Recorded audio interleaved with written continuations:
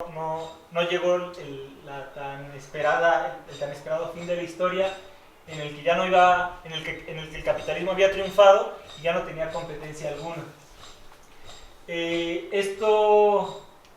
Esta pérdida de legitimidad del neoliberalismo parece arrasante en América Latina, porque se suceden gobiernos progresistas, lo que llaman la primera ola de gobiernos progresistas, pero que tienen la característica de que están antecedidos por fuertes movilizaciones sociales, ¿no?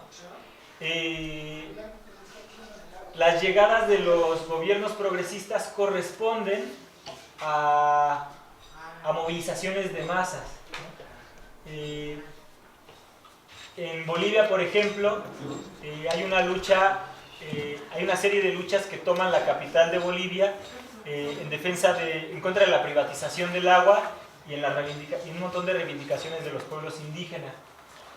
Obviamente Evo Morales se ve como el resultado de ese proceso de movilización. Sitiaron la ciudad, ¿no? En realidad sí fue un proceso de insurrección. En Argentina, en 2001, tras la crisis, nace el movimiento piquetero. Hay una crisis profundísima y la gente se vuelca a las calles y se populariza la consigna de que se vayan todos, ¿no? Que vuelven a usar, que se ha usado en muchos países y que se ha vuelto a usar ahora en Perú, ¿no? Pidiendo que se vaya la nueva presidenta. Las características de estos gobiernos son las personalidades fuertes, seguidas, soportadas, sustentadas en movimientos de estos sectores que habían sido durante décadas excluidos y marginados de los beneficios del neoliberalismo, ¿no?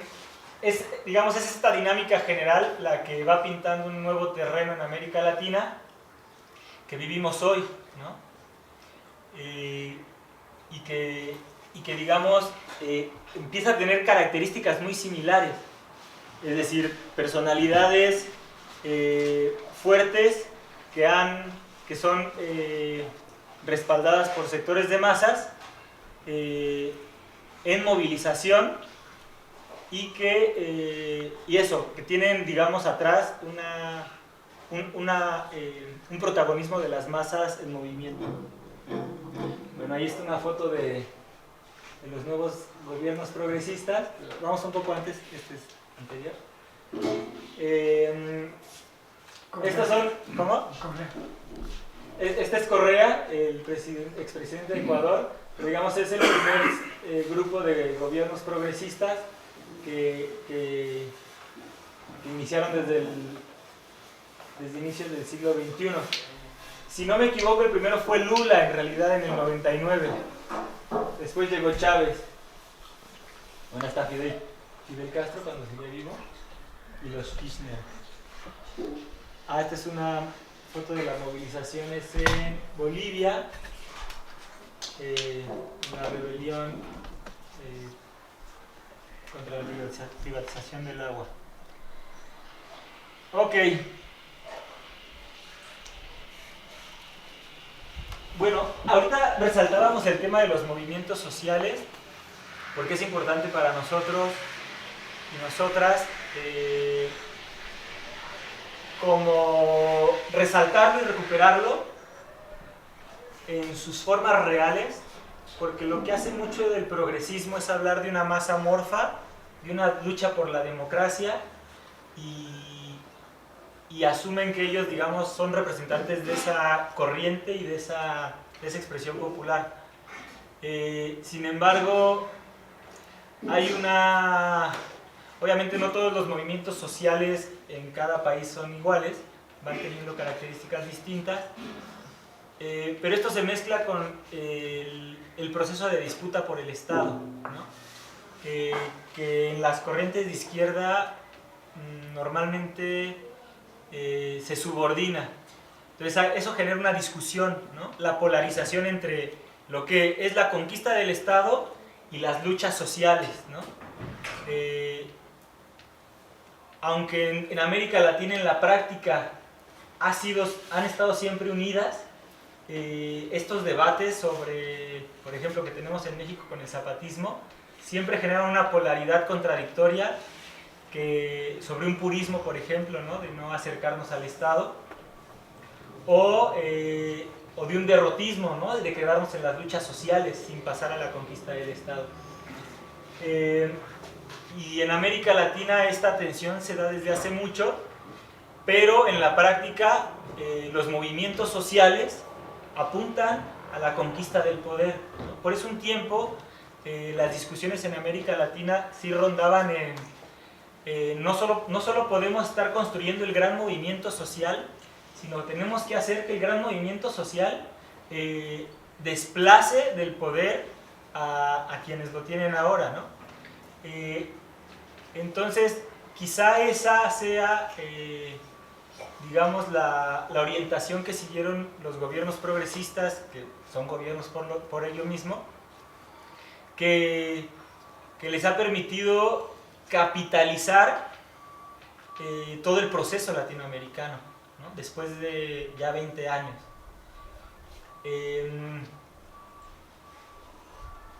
¿Cuál ha sido parte de estos procesos o de esta oleada de gobiernos progresistas? Pues se construyeron partidos electorales, ¿no? En México lo que fue la construcción del PRD era eso, ¿no? El inicio de un proyecto que conquistara estados o la presidencia de la República, ¿no? Y tratar de construir alrededor de esos proyectos electorales un movimiento de masas que lo respaldara, agrupar a los movimientos que ya existían. Esto está atravesado también por una inestabilidad constante en América Latina, que en este segundo ciclo de gobiernos progresistas se sigue expresando. Y ahí es donde entra el análisis que el progresismo no hace, que tiene que ver con la crisis del capitalismo, ¿no? El proyecto de redistribución de la riqueza que tenía el progresismo, que lo mantiene en el poder durante una o dos sucesiones, empieza a tener problemas porque se enfrenta a... los mismos gobiernos progresistas tienen que aplicar las medidas de ajuste cuando llegan las crisis capitalistas, ¿no? En 2008 y con la pandemia, por ejemplo, la crisis de 2008 tuvo repercusiones particularmente en Brasil, cuando Dilma, la sucesora de Lula, tuvo que empezar a aplicar recortes que antes eran considerados neoliberales, ¿no? Eso le genera en 2013 a Dilma un movimiento masivo que la pone contra la pared y se empiezan a borrar las fronteras, ¿no? de en qué consiste realmente el proyecto progresista. Se empiezan a abrir grietas que en un segundo ciclo aprovechará la derecha. Entonces, ¿qué es lo que vemos? Un primer ciclo de la izquierda progresista de los 2000, un desgaste de esos mismos gobiernos que lleva a un pequeño ciclo de recuperación de las derechas, ¿no?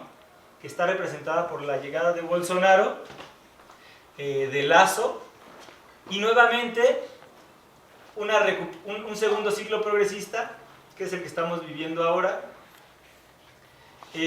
con más contradicciones en términos de programa, en términos del proyecto que se quiere construir. Un ejemplo de ello es Perú, es el caso de Perú, donde si vemos el programa de Pedro Castillo, difícilmente podremos identificar un proyecto de izquierda hasta como el mismo progresismo lo piensa, ¿no? Hay derechos que no son contemplados, por ejemplo, en los programas de derechos básicos, ¿no? Como el derecho de las mujeres a decidir sobre su cuerpo, que pasan a segundo plano y que se empieza a desdibujar cada vez más ese proyecto progresista. Ok. Obviamente el progresismo tiene una historia de sí mismo, ¿no? Tiene una visión de lo que ellos representan. Ese es Hugo Chávez, una gran movilización. Pues el progresismo se asume como una izquierda, como la izquierda hegemónica en América Latina, que lo es, ¿no? Entonces se asume como parte de una corriente internacional regional, ¿no? Tiene sus cumbres, bueno, la última fue el encuentro en Puebla, ¿no? Donde se reunieron todos los gobiernos progresistas. Quizá como nosotros somos internacionalistas lo vemos como normal, pero no todas las izquierdas a nivel internacional se organizan como se organiza la izquierda progresista en América Latina. Se coordina.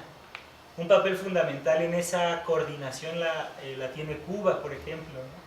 Que genera un tipo de consenso, de sensibilidad que agrupa. Obviamente dentro de los gobiernos progresistas hay diferencias, por ejemplo respecto al tema de Nicaragua, pero es peculiar que la derecha latinoamericana empieza a hacer lo mismo que ha hecho el progresismo latinoamericano, que es organizarse y convocarse a nivel regional.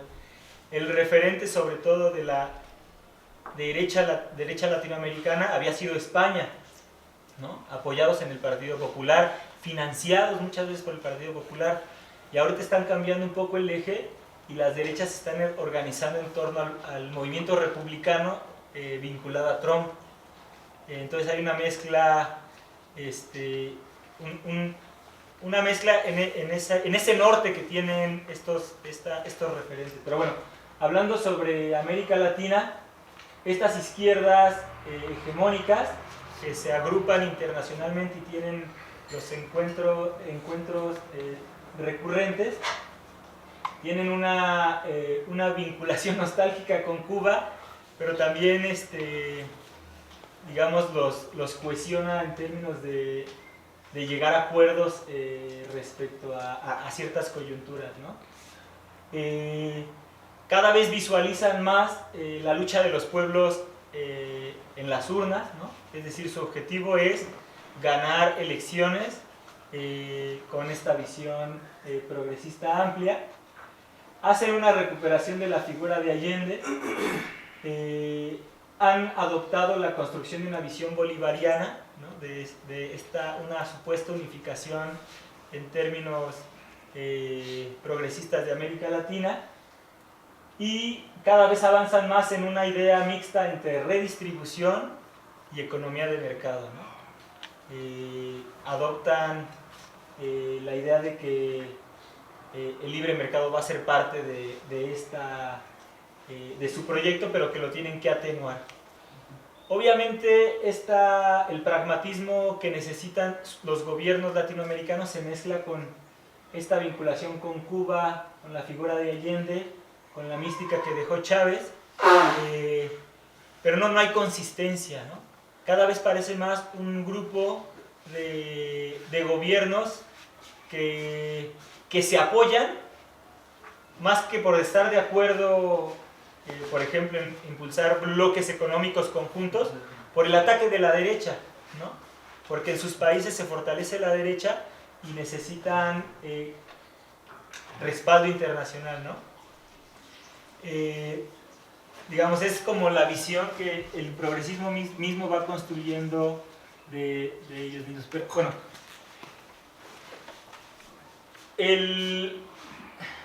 el progresismo, además de tener una importancia por tener el poder de más de la mitad de América Latina, en términos estratégicos ha sido también una influencia respecto a las teorías emancipatorias. Se desprestigia a los gobiernos progresistas como populistas, ¿no? Como para decirles que venden un discurso barato que atrae masas.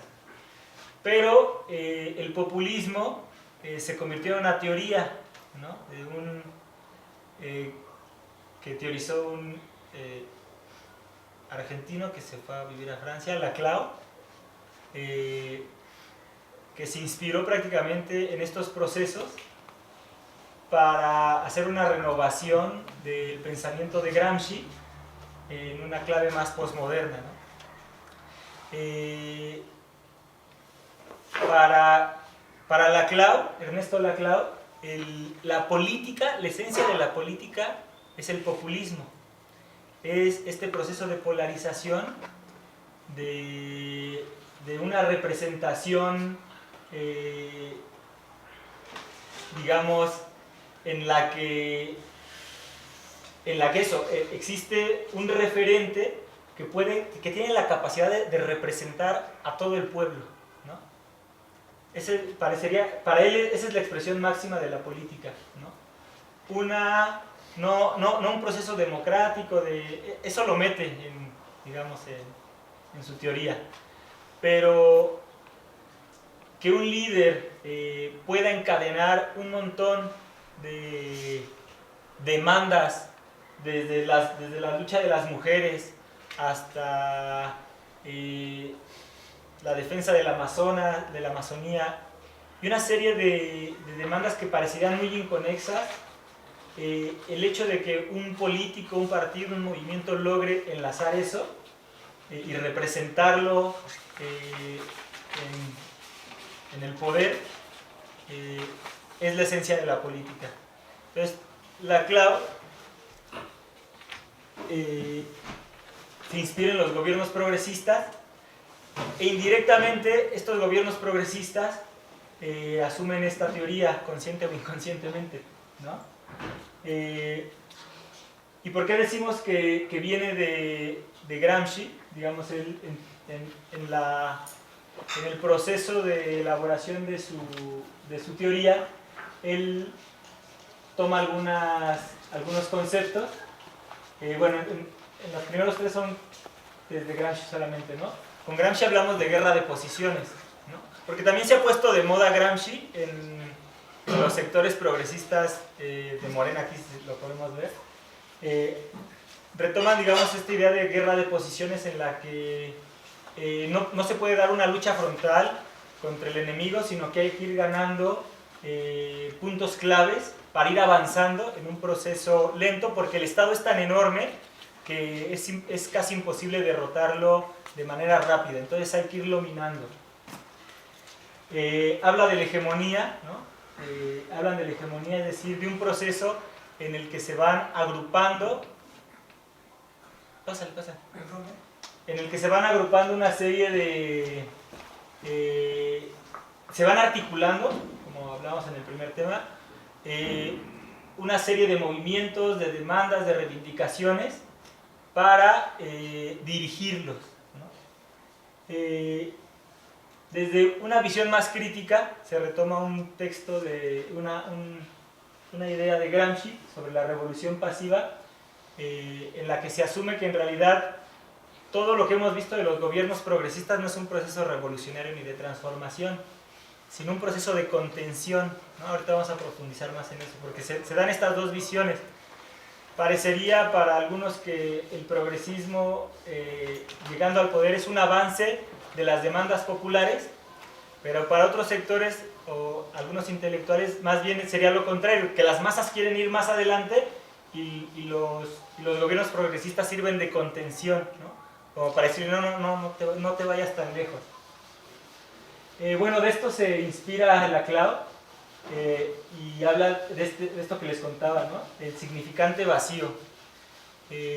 Una situación o un eslogan, para simplificarlo, una consigna, por ejemplo, el tema de la lucha contra la corrupción para Obrador, es esa idea que es el significante vacío, porque parece que en la lucha contra la corrupción Obrador está agrupando todas las luchas contra la injusticia, ¿no? O en el tema de la lucha contra el neoliberalismo, la lucha contra la degeneración moral de la sociedad, ¿no?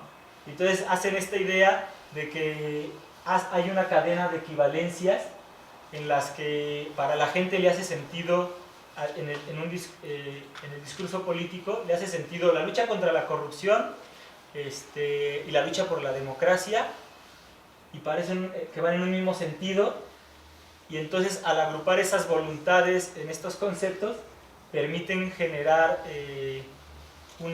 esta hegemonía, ¿no? También se habla de la imposibilidad de una clausura social, es decir, que en la sociedad nunca va a haber un cierre en el que podamos llegar a un momento de liberación, sino que es una lucha eterna en la que la sociedad nunca va a poder reconocerse totalmente a sí misma, porque la sociedad es como un sistema abierto que no tiene, digamos, un punto de llegada en donde se marca un fin del proceso de liberación, ¿no? Y por eso proponen el tema del agonismo, que es lo más avanzado que pretenden mostrar digamos, esta corriente, diciendo que en realidad hay que reconocer al enemigo y que nunca podemos destruirlo. De hecho, Obrador, cuando dice que él no tiene enemigos, sino que tiene adversarios, es esta idea, ¿no? De que asumen de que en el marco del capitalismo esta es la democracia que hay y entonces todos son adversarios políticos en un juego en el que hay que ganar hegemonía para mantenerlos a raya sin exterminar al enemigo, sin aniquilarlo, ¿no? En términos de la democracia liberal, pues esto suena como algo justo, como un reconocimiento democrático del enemigo, pero dentro del sistema capitalista y la explotación laboral, obviamente esto empieza a tener un límite, ¿no? Bueno, esto de acá era como un intento de presentar el progresismo en su... o sea, cómo el progresismo se ve a sí mismo, pero pensar que el progresismo ha generado sus propios conceptos y sus propias teorías. Por otro lado, en América Latina tenemos las posiciones autonomistas o movimentistas, que normalmente también se definen mucho en oposición al progresismo. Y ven al progresismo en realidad, uno de sus representantes más conocidos es Raúl Civechi, luego escribe en La Jornada, que sostienen esto, que en realidad todos los gobiernos progresistas son una forma de continuidad neoliberal, pero que la diferencia es que llevan a cabo procesos de un neoliberalismo más suave, pero con mayor legitimidad, ¿no? Que le abren el camino al neoliberalismo en lugares donde antes había movimientos que se les oponían. Se sostiene, y bueno, tienen razón en muchas cosas, obviamente, que compartimos, la imposibilidad de que los procesos progresistas avancen más, ¿no? Es decir, asumen de entrada que viene un proceso de simulación de transformaciones, pero que llegará un límite en la que el mismo progresismo ya no va a poder ser él mismo una alternativa, ¿no? Se va a traicionar y va a empezar un proceso de retroceso y se va a igualar con la derecha. Son contenciones más que expresiones, ¿no? Es decir, los gobiernos progresistas, más que la expresión de la lucha del pueblo, es la contención de la lucha del pueblo, lo que decíamos hace rato. Se asume también que hay un pueblo más radical, más dispuesto a la lucha, hasta sus últimas consecuencias, que los mismos gobiernos que lo dicen representar. Y bueno, está también este distanciamiento en desarrollar una lucha estatal, ¿no? en dar una lucha al interno del Estado. En México, el claro ejemplo son los zapatistas, y bueno, un montón de grupos de liderazgos políticos que se encuentran dentro del movimiento social.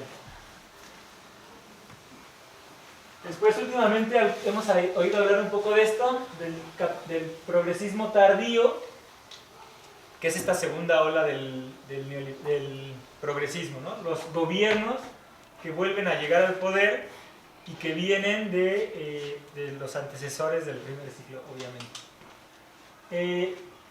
Pero tenemos que tener cuidado con eso, porque es verdad que los gobiernos progresistas que están ganando hoy están ganando en situaciones muy distintas a como ganó Lula a como ganó Chávez sus primeros gobiernos. ¿Y qué se dice? Que ahora estamos en una crisis, ¿no? Que el precio de las materias primas ya no está tan alto, es decir, Chávez, a la economía cuando gobernaba Chávez entraban millones de dólares por el petróleo, ¿no? La caída de lo que le llaman las commodities, es decir, los granos, las materias primas, los minerales, el petróleo mismo, genera que esos países que tenían un plan de redistribución que pudieron hacer a principios de los 2000 ya no lo pueden hacer ahora con tanta facilidad, ¿no? Ya no pueden redistribuir el dinero para sostener un proyecto de manera tan abundante como lo hacían antes, y eso es una limitación porque de hecho hasta tienen que hacer recortes, ¿no? Esto es real, pero hay una situación en la que no debemos pensar que el comportamiento de los gobiernos, digamos, va a ser distinto o radicalmente distinto por estas determinaciones políticas. Obviamente tiene limitaciones, pero no debemos limitar una interpretación económica, es decir, de cómo están los precios, a los programas políticos o a la disposición de lucha de estos gobiernos, ¿no?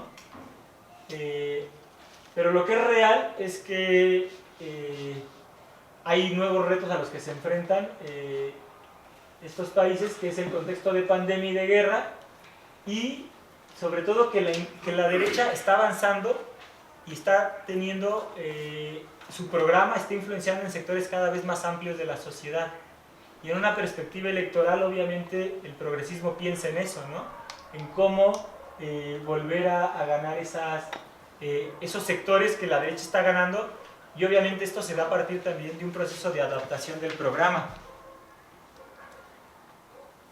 El otro fenómeno que vemos en América Latina es el contraataque de la derecha y la aparición de la ultraderecha, ¿no? Como ya explicábamos, hay una reorganización global de la derecha y por lo tanto también una reorganización latinoamericana de esta derecha, que bueno, se apoya en la derecha española y estadounidense.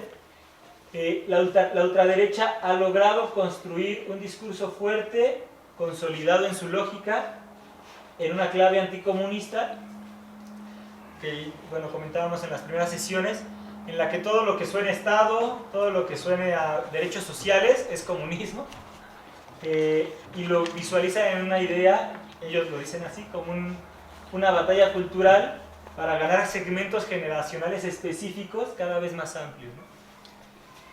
Esta derecha tuvo un pequeño ciclo de victorias que fue de 2016 para acá, pero está en retroceso ahora porque en realidad las crisis sociales y políticas no dependen de quién esté en el gobierno, sino de la dinámica del capitalismo.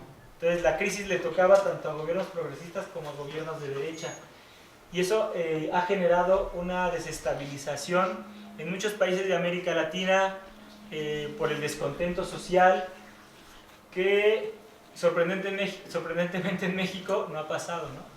Digamos, quizás esa sea una de las características del gobierno de Obrador, que en una situación tan adversa de desgaste social, de desgaste de la economía, en realidad las protestas van a la baja, ¿no?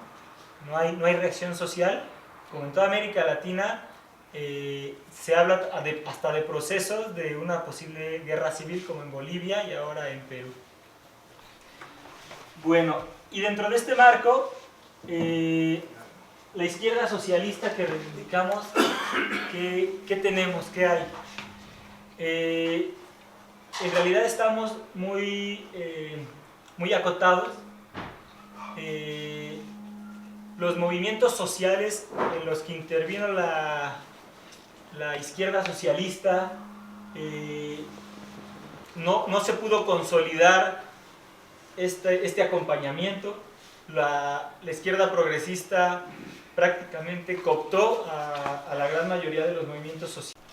Y las izquierdas que han logrado mantenerse es porque han tenido una influencia social, ¿no? En sectores de trabajadores o en diversos movimientos sociales. Tenemos el caso de, creo que es el más representativo para nosotros, para nuestra corriente, que es el PSOL en Brasil, que es la agrupación de una diversidad de corrientes socialistas que construyeron un partido político con representación parlamentaria ahora. Todos, la gran mayoría que había salido del Partido del Trabajo cuando expulsaron a algunos de sus ministros al oponerse a medidas neoliberales de Lula a inicios de los años 2000. Entonces construyen el PSOL y el PSOL se mantiene ya después de cerca de una década construyendo una referencia abiertamente socialista en un contexto de pluralidad, ¿no? Pero aún acotados por las figuras de Lula, de los progresismos, con los que han tenido desencuentros, batallas, pero también alianzas en la lucha contra la derecha y la ultraderecha. La posibilidad de un partido como el PSOL se dio porque los socialistas se metieron a la lucha digamos, a la lucha que le dio la victoria a Lula, ¿no? que era un obrero de la metalurgia, que volvió a llegar al poder. Se metieron en esa lucha y lograron hacer un hueco para enarbolar un programa más a la izquierda. Ese fue, digamos, un primer paso que les posibilitó tener visibilidad y seguir manteniéndose como partido. Otro es que siguen en las luchas sociales, ¿no? Uno de sus líderes más representativos es dirigente del Movimiento de Trabajadores Sin Techo, que es un movimiento que tiene más de 100.000 miembros en todo Brasil, de gente que no tiene casas, ¿no? Boulos, creo que es su apellido, está dentro del PSOL, es decir, necesita tener inserción social sus liderazgos para poder sobrevivir, además de meterse en los procesos. Si el PSOL, por ejemplo, no se hubiera metido en la lucha contra Bolsonaro, prácticamente estuviera desaparecido hoy, estaría marginado.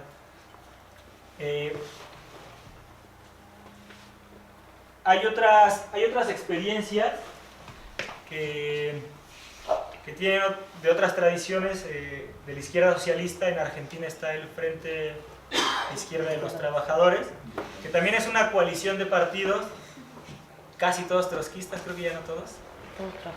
Todos trotskistas, que se presentan a las elecciones juntos y tienen, pero cada quien construye su partido, ¿no? Entonces hay una disputa ideológica, hay una pelea ideológica muy fuerte entre ellos, pero que tienen inserción obrera y en sectores del movimiento piquetero, ¿no? El movimiento de los barrios, y que han logrado tener figuras a nivel mediático también bueno, son diputados, porque ganan diputados, y enarbolan desde allí la lucha en defensa de los trabajadores o en contra de los ecocidios, y obtienen, me parece que la última vez obtuvieron el 5% de votos o más. No, por ahí. Por ahí de A nivel nacional el 3%. El 3%, bueno. Nunca tuvieron más del 3%, pero en algunas provincias. Que al parecer es poco menos de 1 millón de votos. Fuera de eso, la izquierda socialista no tiene algún otro referente que esté pudiendo llegar a espacios de representación popular o a construir partidos nacionales, ¿no? Estos ejemplos, no sé si llamarle experimentos de la izquierda, proyectos de la izquierda, pues tienen diferentes evoluciones, pero siguen siendo minoritarios, ¿no? siguen siendo marginales, aunque son importantes por tener una base social consolidada y por mantener un programa abiertamente socialista.